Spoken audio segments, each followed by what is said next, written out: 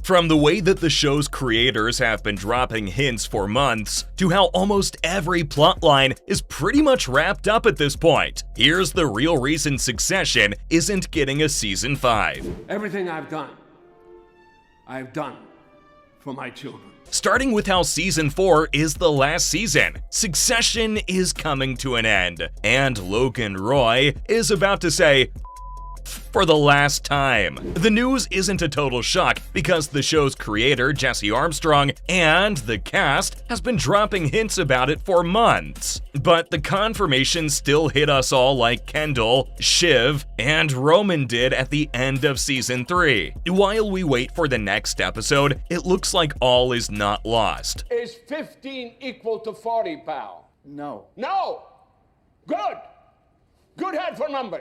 There are chances for this super rich world to grow outside of Waystar Royco. So what's going on exactly? Here's what you need to know about the Roys as we get ready to say goodbye to them. Why will season 4 be the last one? Succession was always a show that, like Brian Cox's character Logan Roy, wanted to end on its own terms. I got the election. I got plenty on my plate. Sure.